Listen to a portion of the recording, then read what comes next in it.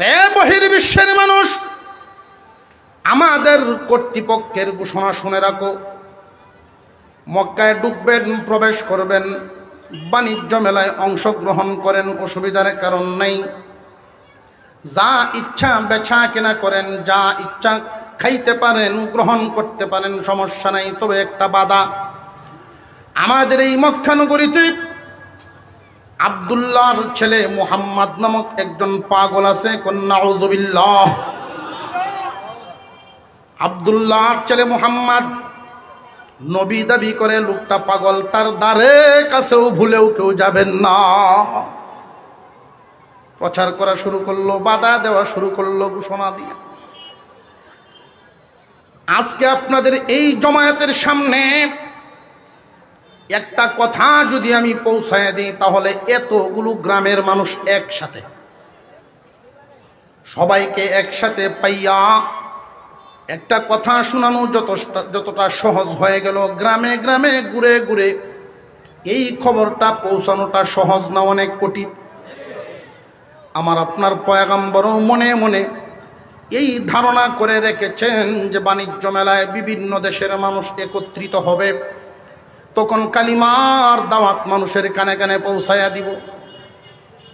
কিন্তু এর আগেই যখন পাগল বলে ঘোষণা দেন, আপনার আমার নবী সেজদায় পড়ে কান্দেন, প্রভু গো, ওরা তো আমারে পাগল বলে ঘোষণা দেয়। আল্লাহ রাব্বুল আলামিন জিবরাইল আমিনকে পাঠায়া দিলেন। চিন্তার কোনো কারণ নাই, ভাবনার কোনো কারণ নাই। মানুষের মনের নিয়ন্ত্রণ করতে পারেননি না, পারেন না আল্লাহ। আল্লাহ পাক বলেন, যারা আপনাকে পাগল বলেছে, এই পাগল বলাটাই ইসলামের খেদমতে লাগায়া দিব, এই পাগল বলাটাই ইসলামের উপকারে লাগায়া দিব। দেখবেন মানুষের একটা স্বভাব আছে, যেটা নিষেধ করা হয় এর আগ্রহ আরো বাড়ে, ঠিক না? ঠিক। মুহাম্মদ, আব্দুল্লাহর ছেলে মুহাম্মদ মক্কা নগরীর সবাই চিনত না, বহির্বিশ্বের সব মানুষ তো চিনত না মক্কা নগরীতে এমন একজন লোক। ওই যুবকদের মাধ্যমে, বেদিনদের, বেঈমানদের মাধ্যমে প্রচার করে দিলেন, পাগল বলে ঘোষণা দেয়। বহির্বিশ্বের মানুষেরা এখন বলা বলি করে, পাগল যদিও হয় রে, ছোট পাগল না, পাগল বড় হইব। কেমনে বুঝলা? বড় পাগল যদি না হইতো, এইভাবে তো নেতারা নাইমে ঘোষণা দিল না। লও দেখিয়াই, যেহেতু বড় পাগল, একা যাওয়া যাবে না, লও আমরা একসাথে দল বান্ধে যাই। আল্লাহ রাব্বুল আলামিন এই পাগল বলাটাকে ইসলামের খেদমতে লাগাইয়া দিলেন। দলে দলে মানুষ রসুলের সামনে যায়। আপনার আমার পয়গম্বর সাল্লাল্লাহু আলাইহি ওয়াসাল্লামের চেহারা মুবারক কত সুন্দর করে আল্লাহ বানাইছেন। আল্লাহ নিজেই ঘোষণা দেন, আমার দোস্তের মতো এত সুন্দর করে কোনো মাখলুক আমি আল্লাহ বানাই না। পাগলের চেহারা আর রসুলের চেহারা বেশ কম আছে না নাই? পাগল দেখলেই তো চিনন যায়, কথায় কাজে ভঙ্গি ভাঙ্গায় কোনো মিল নেই। দূর থেকেই যখন তারা তাকায় দেখে, একজন আর একজনকে মন্তব্য করে আর বলা বলি করে, এমন চেহারার মানুষ পাগল হইতে পারে না। লোক কাছে যাই, তার কাছে গিয়ে কি বলে আমরা তা শুনি। আমার আপনার পয়গম্বরকে আল্লাহ জানায় দিছেন, এদের অন্তর কুফর এবং শিরকে ভরপুর। নসিহত করার প্রয়োজন এখনো হয় নাই, এখন শুধু আমি যা নাজিল করলাম তা তিলাওয়াত করে শোনান। আল্লাহর কালাম তিলাওয়াত শুরু করলেন আমার আপনার পয়গম্বর, যার উপরে আল্লাহর কালাম নাজিল হয়েছে, উনি নিজে তিলাওয়াত শুরু করেছেন। আরবের মানুষ অবাক হয়ে চেহারার দিকে তাকায় রয়েছে। কোনো কবির কবিতার সাথে মিল নেই, তবে ছন্দ মিলানো, কবিতা না, তবে কবিতার মতো ছন্দ মিলানো। ওয়াদ-দুহা ওয়াল-লাইলি ইযা সাজা মা ওয়াদ্দাআকা রাব্বুকা ওয়া মা ক্বালা। লা হা এরকম মিল আছে না নাই? এমনি একজনের একজনরে কয় এমন চেহারার মানুষ, এই রকম জ্ঞানী কথা বলনেওয়ালা, জ্ঞান বিজ্ঞান বলনেওয়ালা মানুষ পাগল হইতে পারে না। ল আমরা ইসলাম গ্রহণ করে ফেলি। দলে দলে মানুষ কালিমা পরে মুসলমান হওয়া শুরু হয়ে গেল। তারার মাথা কি ঠান্ডা না গরম? পরের দিন আবার মিটিং করলাম, কি আর হইল কি? করলাম কি হইল? গর্ত যেটা করছিলাম আমরা নিজেরাই তো এটা করলাম। এমন কোন রাস্তা নাই ইসলামকে থামানোর চেষ্টা করে নাই, কিন্তু তারা চেষ্টায় কি সফল না ব্যর্থ? আরো জোরে কন। এখন তাদের ভিতরে নজর ইবনে হারেস নামক একটা কাফের, এই নজর ইবনে হারেস দাঁড়ায় বলে আমাদের বুদ্ধির দ্বারায় মুহাম্মদকে আটকানো সম্ভব হবে না। কি করা মতামত দেও? তৌরাত ইনজিলের আলেমদের বুদ্ধি আনেন,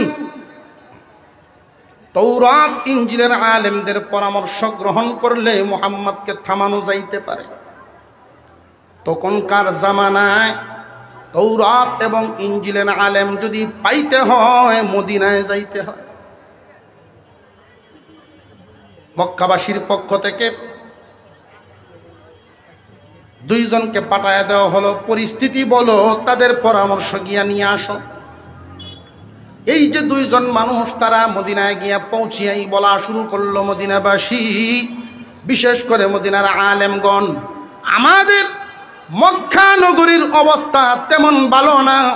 আমাদের বাপ দাদার পুরনো ধর্ম, বাপ দাদার রেখে যাওয়া পুরনো ধর্মের বিরুদ্ধে নতুন এক ধর্ম চালু করতে চায়, নিজেকে নবী দাবি করে, অথচ জীবনে কোনোদিন মাদ্রাসায় পড়ে নাই, স্কুলেও মাদ্রাসায় পড়ে নাই, শিক্ষকের কাছেও পড়াশোনা করে নাই, নিরক্ষর মানুষ নবী দাবি করে। আব্দুল্লাহর ছেলে মুহাম্মদ নামক সেই ব্যক্তি নবী যে দাবি করে, আমরা তো মক্কার মানুষ বড় বিভ্রান্তির মধ্যে পড়ে গেলাম। খুব সাংঘাতিক সমস্যার সম্মুখীন আমরা। শেষ পর্যন্ত আপনাদের শরণাপন্ন হলাম, পরামর্শ দিন, আমরা কি তাকে নবী মানব নাকি তারে বাধা দিব? বাধা দিলে কেমনে দিব আপনারা আমরা শিখাইয়া দেন। মাদ্রাসায় পড়ে নাই, শিক্ষকের কাছেও পড়ে নাই, নিরক্ষর মানুষ নবী দাবি করে, এমন একজন মানুষকে আমরা নবী মানব কিনা? তৌরাত ইনজিলের আলেমগণ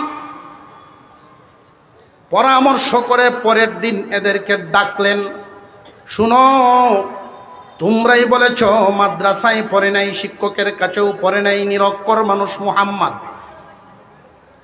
তিনটা প্রশ্ন তোমাদেরকে শিখাইয়া দিলাম, যাও এই তিন প্রশ্ন লইয়া মক্কায় যাও, মুহাম্মদকে তিনটা প্রশ্ন গিয়া করবা। যদি তিন প্রশ্নের উত্তর দিতে পারে না, বুঝবা উনি নবী না। যা ইচ্ছা তোমরা তার বিরুদ্ধে করতে পারো, কোনো আপত্তি নেই,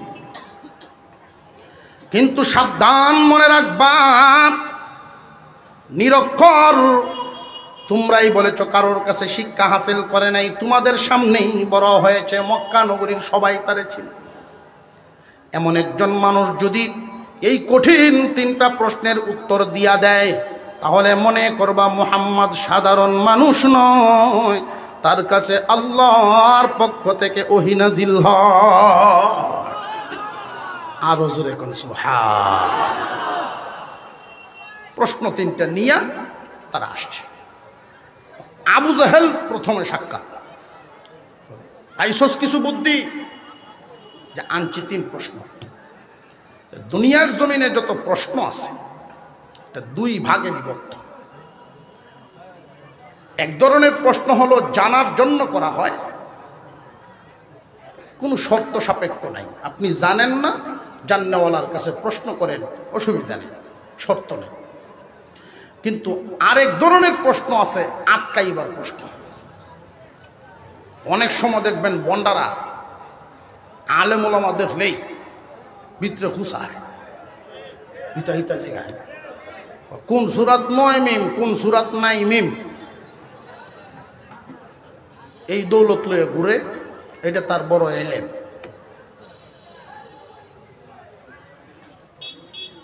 তো 200 জনের সাধারণ মুসল্লি একজন হাবের সাহেবকে জিগাইছেন বা একজন কারি সাহেবকে জিগাইছেন, সবার তো আর সবটা জানা থাকবে না। কোন সুরাত নয় মিম আর কোন সুরাত নাই মিম, এই প্রশ্নের উত্তর কি নামাজও কামো লাগে? রোজাত হজ গেলে তো মনে হয় এটা জিগাইবই, তাহলে বিমান উঠলে দিত না। হাসরের মাঠও কোনো হয় না। এত গুরুত্ব দেওয়া শিকারও প্রয়োজন পড়ে না। 200 জনের জিগায় যখন দেখছে যে পারে নাকি, তখনই দেখবেন বন্ডারা বাহাদুরির গপ দেখছি মেসাব হল পারে না। আমারও একদিন এক লোকে জিগায়, হুজুর হযরত বেলাল রাদিয়াল্লাহু আনহুর নানির নাম কি আছে? কন। তখন আমি তাড়াতাড়ি বুদ্ধি করে কইলাম, যাই শুনো, এই ঠিকানাতে তুমি কি করতা? টেহা পয়সা পাইতা? কয় না, টেহা পয়সা পাইতাম না। তাহলে একটা নাম ঠিকানা পুজো করলে কি অজুর ফরজ ঠিক মতো ভারো?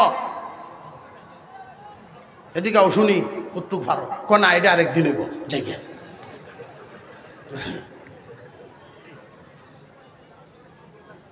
জানার জন্য যদি প্রশ্ন করেন কোনো শর্ত সাপেক্ষ নাই, কিন্তু আটকাইবার জন্য যদি প্রশ্ন করতে হয় এর উত্তর নিজের আগে জানতে হয়।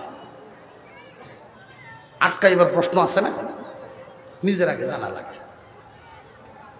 মাদ্রাসার এক তালাবারে দেখিয়া জেনারেল শিক্ষিত রিটায়ার্ড পার্সন ডাকি আনছে, কই ভর সোনারঘাট মাদ্রাসা, তুইও ব্যাখ্যল, তোর বাপও ব্যাখ্যল। এইরকম স্কুল কলেজ তো আজকালও মাদ্রাসা পড়ে গেলে শুধু আরবি ভরাইব, আলিফ বা তাসা, আর কি শিখবে? স্কুলে তো অঙ্ক, ইংরেজি, ইতিহাস, ভূগোল যা আছে সব শিখে। তো ছাত্র একটু সাহস করে বলে ফেলছে যে আমরার মাদ্রাসা এখন অঙ্ক ইংরেজিও শিখায়। এখন তো রিটায়ার্ড পার্সনের রাগ উঠে গেছে, মাদ্রাসা তো অঙ্ক শিখায়, এদিকে দিয়ে কোন অঙ্কটা পারস? ল কাগজ কলম নেই, কয়েকটা দেশে বের অঙ্ক করে মানে হিসাব করে বাইর করতো। দেখি কি হিসাব মিলাইতাম? কয় হিসাব মিলা এই পুকুরও কয় বালতি পানি হবে।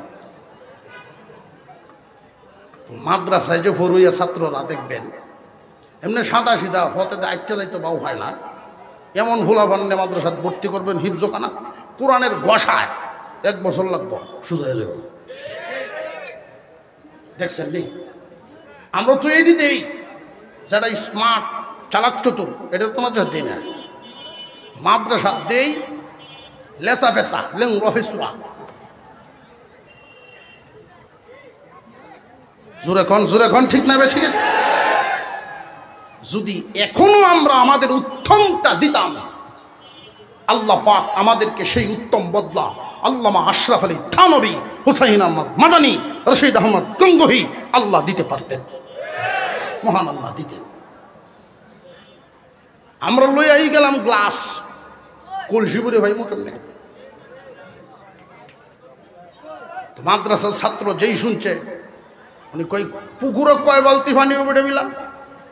ছাত্র কয় চাচা আপনার বালতি কত বড়? বালতিটা যদি পুকুরের সমান হয় 1 বালতি,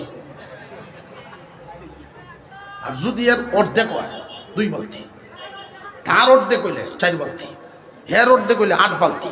এখন আপনি শুরু করতে থাকেন আর মিলাইতে থাকেন।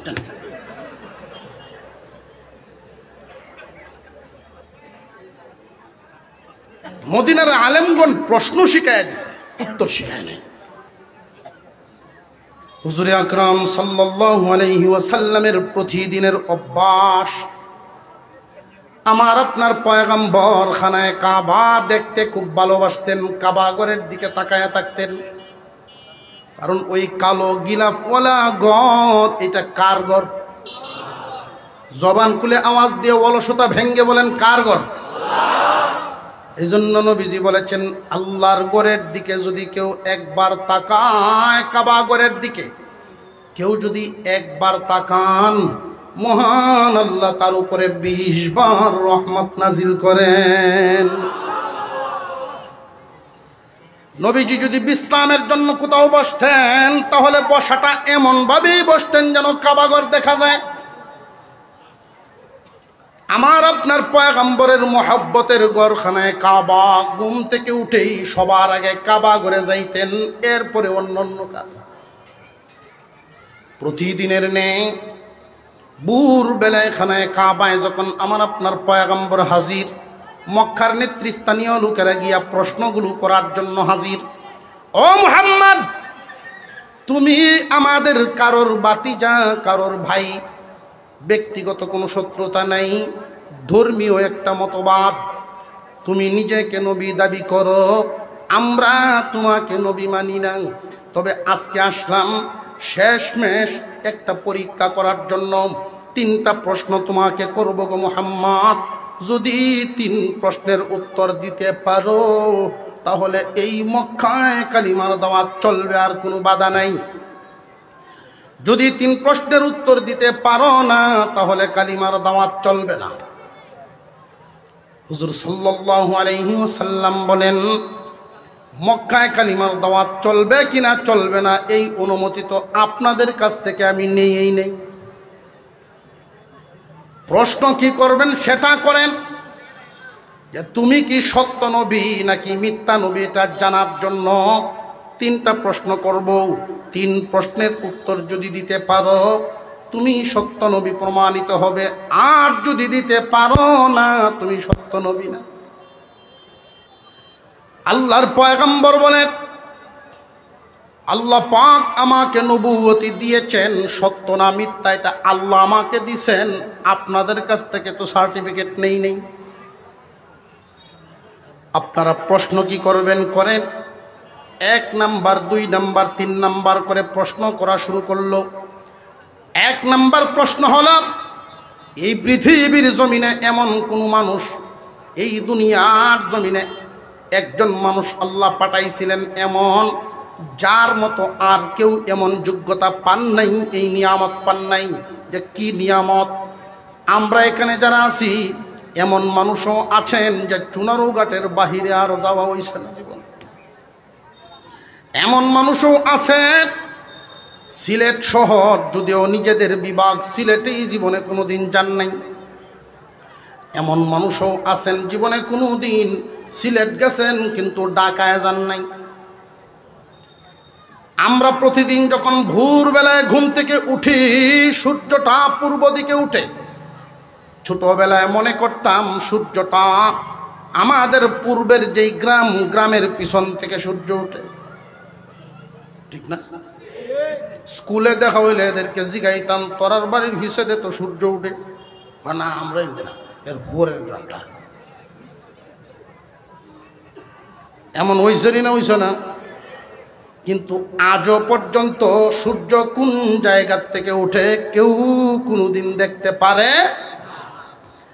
একজন মাত্র মানুষ আল্লাহ পাক রব্বুল আলামিন তাকে দেখিয়েছিলেন কোন জায়গা থেকে সূর্য উঠে এবং কোন জায়গায় গিয়ে ডুবে। এই লোকটার নাম বলবা। 2 নাম্বার, কতক যুবক নিজের বাপ দাদার বাড়ি ভিটা ছেড়ে দিয়া পাহাড়ের গুহায় ঘুমন্ত অবস্থায় সময় কাটায় বহুদিন। এই যুবকগণ কত বছর একটানা সেই গুহার ভিতরে ছিল। 2 নাম্বার গেল। 3 নাম্বার, আমার আপনার ভিতরে যেই রুহুটা, যেই বাতাসের মাধ্যমে আমরা চলাফেরা করি, কোন দিক দিয়ে রুহু আসা যাওয়া করে, এই পর্যন্ত কোনো দার্শনিক বের করতে পারে নাই। মুহাম্মদ, তুমি রুহের ব্যাখ্যা দিবা। 3টা প্রশ্ন তারা করলো। আমার আপনার পয়গম্বর তাদেরকে বললেন, শোনো, আমি আমার পক্ষ থেকে কিছুই বলি না, তোমরা এটা জানো। কবির ভাষায় এই কথাটাকে কিতাবের মধ্যে এইভাবেই উল্লেখ করা হয়, মুহাম্মদ হরগিজ না গুফতা। নবুয়তি পাওয়ার পরে মুহাম্মাদের পক্ষ থেকে কিছুই বলতেন না যতক্ষণ না জিবরাইল বলে দিতেন। জিবরাইল কিছুই বলতেন না যতক্ষণ না আল্লাহ বলে দিতেন। মুহাম্মদ হরগিজ না গুফতা তা না গুফতা জিবরাইল, মুহাম্মদ হরগিজ না গুফতা তা না গুফতা জিবরাইল, জিবরাইল হরগিজ না গুফতা তা না গুফতা রব্বুল জলিল। জিবরাইল আসার আগ পর্যন্ত তো আমি কিছুই বলবো না। আল্লাহ পাক জিবরাইলকে জানাবেন, জিবরাইল আমাকে জানায় দিবেন, আমি আপনাদেরকে জানাবো। তারা প্রশ্ন করলো, জিবরাইল তোমার কাছে আসতে সময় লাগবে কতক্ষণ? আমার আপনার পয়গম্বরের কাছে জিবরাইল আমিন আসতে, সিদরাতুল মুনতাহা থেকে জিবরাইল জমিনে আসতে সময় কতক্ষণ লাগবে? বিভিন্ন মাহফিলে অবশ্যই আপনারা এই বয়ান শুনেছেন। জিবরাইল আমিনকে আল্লাহ পাক 600 নূরের পাকা দ্বারা বানিয়েছেন, 600 জানাহ, 600 নূরের পাখা দ্বারা আল্লাহ পাক রব্বুল আলামিন জিবরাইল আমিনকে বানিয়েছেন। মাত্র 2টা পাকা এইভাবে ছড়ায়া যদি একটা টান দেন, সিদরাতুল মুনতাহা থেকে জমিনে আইসা পড়েন। কতক্ষণ লাগবে নবীজির কাছে আসতে? তো 1-2 মিনিট, 3 মিনিট, 1 ঘন্টা সময় নিলেই তো যথেষ্ট। কিন্তু নবীজি 1 ঘন্টা নেন নাই এদের কাছ থেকে। আমার আপনার পয়গম্বর সময় নিয়েছেন 24 ঘন্টা। কয় ঘন্টা? আরো জোরে। 24 ঘন্টা সময় নিলেন যে 24 ঘন্টা পরে আমি উত্তর দিব। তারা চলে গেল 24 ঘন্টা পরে উত্তর পাওয়ার অপেক্ষায়। হুজুরে আকরাম সাল্লাল্লাহু আলাইহি ওয়াসাল্লাম আকাশের দিকে তাকায় অপেক্ষা করেন। দিন চলে গেল, জিবরাইল আমিন আসেন নাই।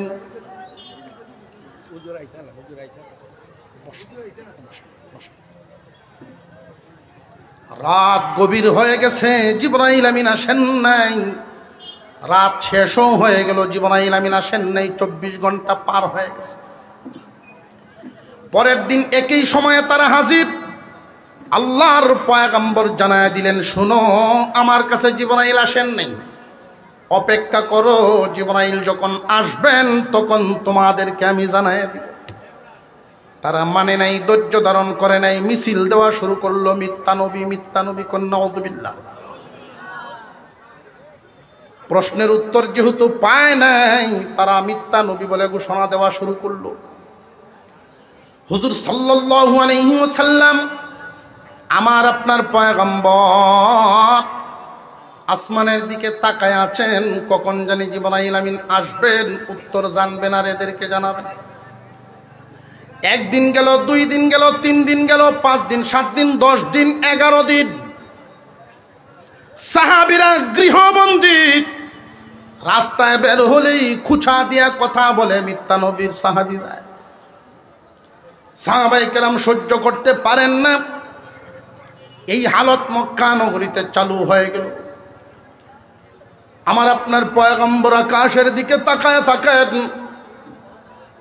আবু বকর সিদ্দিক রাদিয়াল্লাহু তাআলা আনহু নবীজির পাশে দাঁড়ায় বলেন, ওগো নবীজি, পেরেশান হবেন না, আল্লাহ ওহী নাজিল করবেন, আল্লাহ ওহী নাজিল করবেন, পেরেশান হবেন না, চিন্তিত হবেন না। আমরা যারা ইসলাম গ্রহণ করেছি, আমরা এই ওহী বিলম্ব হওয়ার কারণে আপনার হাত থেকে কোথাও আমরা যাব না। হুজুর সাল্লাল্লাহু আলাইহি ওয়াসাল্লাম এইভাবে দিন কাটাতে লাগলেন। যেতে যেতে এক বর্ণনায় 14 দিন, আর এক বর্ণনায় 45 দিন। ওহী বন্ধ রইল 14 দিন পর্যন্ত। এইদিকে এক ফাঁকে একজন মহিলা, বড় বিচক্ষণ মহিলা। সমাজের মধ্যে কিছু কিছু মহিলা এমন আছেন বুদ্ধি খাটাইতে পারে, সব মহিলায় সমান খাটাইতে পারে না। সৃষ্টিগতভাবে পুরুষের অর্ধেক মেধা বুদ্ধি মহিলাদের, তো সবার বুদ্ধি সমান খাটানোর যোগ্যতা থাকে না। অনেক মহিলা এমন আছেন বুদ্ধি খাটাইতে পারে পুরুষের চেয়েও বেশি। ঠিক কিছু মানুষে কইছে বাড়াই না যে, যার যার বাড়ি ঘরের হালত তো প্রত্যেকের নিজেদের জানা। এক মহিলা স্বামীর সংসার করে, তো স্বামী বেচারা খুব সরল সোজা মানুষ, গরু লালন পালন করে, গৃহস্থ মানুষ। তো প্রতি বছর গাবি ফর হয়, অর্থাৎ বাছুর দেয়, বাছুর মরে যায়। তো গৃহস্থের খুব কষ্ট হয় বাছুর যদি মরে, একবার দুইবার তিনবারে মানুষ মনের কষ্ট আর সহ্য হয় না। আবার যখন বাছুর হওয়ার সময় হলো, উনি মান্যত করে বলছে, আল্লাহ এবারের বাছুর যদি টিকে, এটা না মরে, লালন পালন করমু, যত বড় গরু হোক বিক্রি করিয়া গরু বেচার পয়সা তোমার ঘর মসজিদে দেয়। মান্যত করছে। আল্লাহর কি মেহেরবানি, মান্যত কবুল হয়েছে, গরু মরছে না। আর যত্ন করে বার আর বারেও বারে, 3 বছরে বিশাল বড় এক সার হয়েছে। এখন তো সরল সোজা মানুষ, গৃহস্থ মানুষ, এই সারের লুপ তো তার অন্তর থেকে যাইতেছে না। মান্যত করছিলাম অর্ধেকটা করতাম, সবটা করেছে ওটা। গরুরে খাওয়ায় আর হ্যাঁ তোরে এত যত্ন করি আমি ভাইলাম না। বিবি সব বিষয়টা দেখতেছে, ও কি ব্যাপার, আপনি গুনগুন করেন, কি হয়েছে? তোমার কাছে তো বলি নাই, আমি তো গরু বেচার পয়সা মসজিদে দেলাই মান্যত করছিলাম, সেই মান্যত করেই তো মরানো ফিরাইছি। এখন আর মরে নাই, আল্লাহ রাখছে। আমার ভিতরে তো লোভ জাগতেছে যে মানছিলাম অর্ধেকটা মানতাম, তো আমি কিছু পাইলাম। ও এই চিন্তা, এতই যদি আপনার হওয়ার ইচ্ছা থাকে, বুদ্ধি আমি দি মনে নিশ্চিন্ত থাকে। এখন শুধু চিন্তা করে কি বুদ্ধি দিয়ে আটকাইব, তবে সে যে কিছু একটা পারবো এই বিশ্বাস তার আছে, কারণ সে কি চিজ এটা তো বেটা জানে, যার নিয়ে সংসার করতেছে। যেই দিন গরু বেচার সময় হইল, তুমি না কি বুদ্ধি দিবা বলছিলা? হ্যাঁ বাউ করে তুইছি। কি? এই ব্যাগের ভিতরে একটা বিড়ালের বাচ্চা ভরে দিছে। বিড়াল ওইটা দিয়ে কি করতাম, বাজারে নিয়ে ব্যাপারীরা যখন গরু কিনতে আসবে, তুমি আগেই বলবা গরুর দুস্থ আছে, গরু একলা বিক্রি হইতো না, দুস্থ সহ নিতে। দাম ভিন্ন ভিন্ন, দুস্থের দাম ৪৫,০০০, গরুর দাম ৫,০০০, দুইটা মিললিয়া ৫০। তো ঢাকার ব্যাপারীরা যেই এই হালত শুনছেন, শুনে বলে নাই মেয়ে বিড়ালের দাম ধরতে পারো ৫,০০০। কয় না, আমি যেমনি কইছি আপনি বুঝে হইলে নেন, নইলে যান। ব্যাপারে চিন্তা করলো, আমার গরু তুলো নইল কথা টাকের উপরে, বিড়ালের বাচ্চা হলাই দিন মিটে। দুইটা মিললে ৫০ দিয়ে নিল, উনি বিক্রি করে বাড়িতে আইলেন। বিবি সবজি গাইছেন, বিড়ালের বাচ্চা কত বিক্রি করছ? ৪৫। কয়টা পকেট তো, আর গরু ৫,০০০, কয়টা মসজিদে দিল। কেমন বুদ্ধি দিল! সব মহিলার বুদ্ধি সমান কাটাইতে। উম্মে জামিল নবীজির আপন চাচি, আবু লাহাবের স্ত্রী, যার ব্যাপারে কোরআনুল কারীমে সূরা লাহাবে আবু লাহাবের কথা আসছে, আমরাতুহু তার ওয়াইফের কথা আসছে, এটা উম্মে জামিল। মানুষের বাড়ি বাড়ি যায়, মানুষের ঘরে ঘরে গিয়া গিয়া বলে, তোমরা কারা গো শুনছনি আমার সাথের ঘর, আমার ভাতিজা মুহাম্মদ তার কাছে প্রতিদিন আসমান থেকে একটা শয়তান আইতো, নাউযুবিল্লাহ, তার কাছে আর এখন আসে না। কেন জানোনি? মুহাম্মদকে তো আল্লাহ ভুলে গেছেন, তার প্রতি নারাজ হয়ে গেছে। এই কথাটা মানুষের কাছে কাছে যখন বলা বলি শুরু করলো, আমরা যারা এখানে শুনতেছি যে এই উম্মে জামিলের এই কথা, মুহাম্মদকে আল্লাহ ভুলে গেছে, তার প্রতি নারাজ হয়ে গেছে, এই কথা বলছে। যেই মাত্র আমার আপনার পয়গম্বরের কানে এই কথা কানা পৌঁছছে, আল্লাহর পয়গম্বর সেজদায় পড়ে যান, প্রভু গো, সত্যি কি আপনি আমারে ভুলে গেছেন? আমার আপনার কাছে, আমরা এখানে যারা আছি, কথাটার ওয়েট, ওজন তেমন মনে হচ্ছে না। কেন মনে হচ্ছে না? খুব ভালো করে বুঝবেন। পত্রিকায় দেখলাম একটা শিশু 5 তলা বিল্ডিং থেকে পড়ে মারা গেছে। মানুষ হিসেবে আফসোস লাগতেই পারে, ঠিক না বেটি? চায়ের দোকানে চা খাইতেছেন, সংবাদ প্রচার হইতেছে, একজন মানুষ আর একজন মানুষকে দিন দুপুরে মানুষের সামনে হত্যা করে ফেলছে। উনি কি চা খাওয়া এই দৃশ্য দেখে বন্ধ করব, না শুধুমাত্র মানুষ হিসেবে একটু আফসোস করব? আহা, এতটুকুই তো, এর বেশি? কিন্তু কেউ যদি তার পিছনে কানে কানে ঈশা বলে, চাচা যান, আপনার নাতি আপনার সাথে যে আসছিল পিছনের পুকুরে পড়ে গেছে, যদি তার কানে কানে বলে আপনার নাতি পুকুরে পড়ে গেছে, তখন কি তার অবস্থাটা আগের হালত থাকবো না অনেক পরিবর্তন? এমন তো আর বলবে না যে চাটা খাইয়া পরে আসতেছি, ভানিতা হোক, হইব না। কেন বলবে না? কারণ কি জানেননি? আগেও একটা শিশুর সংবাদ শুনলো, 5 তলা বিল্ডিং থেকে পরে মারা গেছে, শুধু আফসোস করছে। এখনকার শিশুটার সংবাদ শুনেই কাঁপ ফেলায় তৈরি দৌড়। কারণ কি? কারণ মোহাব্বতের বেশ কম, মোহাব্বতের বেশ কম। আমার আপনার পয়গম্বরের অন্তরে আল্লাহর মোহাব্বত, আর আমাদের অন্তরে আল্লাহর মোহাব্বত, ওই বেশ কমটা যেটা উদাহরণ দিলাম, এমন বেশ কম। এই কারণেই বিশ্বনবী দুনিয়ার সব হারাইতে পারেন, মানবেন, সহ্য করতে পারবেন, কিন্তু আল্লাহ নারাজ হয়ে যাবে, এটা সহ্য করতে পারবেন না। হুজুরে আকরাম সাল্লাল্লাহু আলাইহি ওয়াসাল্লাম সেজদায় পড়ে কান্দেন। এমন লম্বা সেজদা দিয়েছেন, মুফাসসিরিনে কেরাম বলেন, আমার আপনার পয়গম্বরের নূরানি চেহারা মুবারক রক্ত জমাট বেঁধে গেছে, এত লম্বা সেজদা। আল্লাহ পাক রব্বুল আলামিন বলেন, জিবরাইল যাও আমার দোস্তকে ওহী দিয়ে আসো, সেজদার থেকে মাথা উঠানোর জন্য বলো।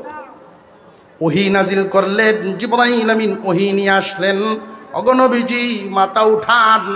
আল্লাহ রব্বুল আলামিন ওহী নাজিল করছেন।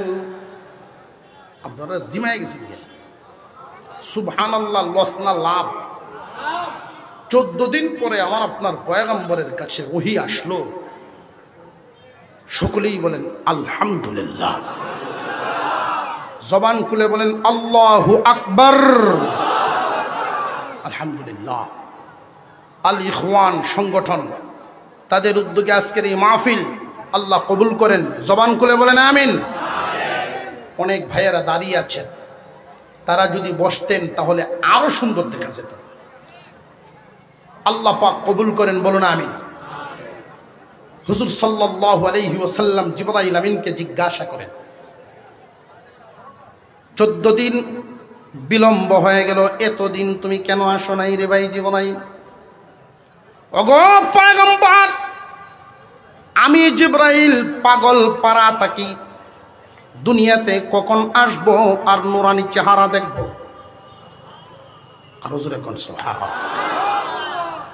আপনার কাছে আসার জন্য আমি জিবরাইল পাগল পারা অপেক্ষায় থাকি। কিন্তু আল্লাহর অনুমতি ছাড়া কদম বাড়ানোর ক্ষমতা নাই। আল্লাহ কেন অনুমতি দেন নাই? তিনি কি মক্কা নগরীর হালত দেখেন না? অনুমতি 14 দিন পর্যন্ত উনি কেন দেন নাই? আল্লাহ পাক তোমাকে আসার অনুমতি কেন দেন নাই? জিবরাইল আমিন বলেন কেন দেন নাই? কুরআনুল কারীমের এক আয়াত শুনেন, ওয়ালা তাকুলান্না লিশাইইন ইন্নী ফাইলুন যালিকা গাদা ইল্লা আন ইয়াশা আল্লাহ। ও দোস্ত আমার, আগামীকালের কোনো বিষয়ে যদি কারোর সাথে কোনো কথা দেন, ইনশাল্লাহ ব্যতীত বলবেন না, ইনশাল্লাহ ব্যতীত বলবেন না। ভবিষ্যতের ওয়াদা ইনশাল্লাহ ব্যতীত করা নিষেধ করে দিলেন, আল্লাহ ইনশাল্লাহ শিখাইয়া দিলেন। এইখানে একটা প্রশ্ন জাগতে পারে, আল্লাহ পাক যদি ইনশাল্লাহ শিখাইবেন 14 দিন কেন অপেক্ষা করালেন? ইচ্ছা করলে তো 3 দিন 2 দিনের মধ্যেই নাজিলও করতে পারতেন, ইনশাল্লাহ শিখাইতে পারতেন। আরো জোরে কর। 14 দিন বিলম্ব করার কারণ কি? মুফাসসিরিনে কেরাম 2টা কারণ উল্লেখ করেছেন। 1 নাম্বার, কিয়ামত পর্যন্ত উম্মতে মুহাম্মাদি যেন ইনশাআল্লাহর গুরুত্ব বুঝতে পারে। যেই বিষয়, যেই জিনিসটা যত কষ্টে হাসিল হয় এর কদর তত বাড়ে। মুসলমানের জবানি কথাবার্তা শুনলেই বিধর্মীরাও বুঝতে পারবে লোকটা মুসলমান। ভবিষ্যতের ওয়াদা করলে ইনশাআল্লাহ বলবো, ভবিষ্যতের কথা বলতে গেলেই জবান দিয়া ইনশাআল্লাহ বের হবে, টুটের সাথেই শব্দ ফিটিং হয়ে যাবে। আশ্চর্যজনক, আল্লাহর কুদরতি কোনো কিছু দেখলেই জবানের সাথে ফিটিং থাকবে, সুবহানাল্লাহ বলবে, আল্লাহ পাকের বরত্ব প্রকাশ করবে। কিছু কিছু বিষয়াদি এই শব্দগুলো মুসলমানের জবান থেকে এখন হারায়া যাইতেছে। ইহুদি খ্রিস্টানদের ওই কালচার ব্যবহার হইয়া ইংরেজি শব্দ আমাদের টুটের সাথে মিলা, কোরআন হাদিসের সহিহ সুন্নাহর এই কথাগুলো আমাদের জবান থেকে সরে যাচ্ছে। আশ্চর্য কিছু দেখলেই কয় ওয়াও,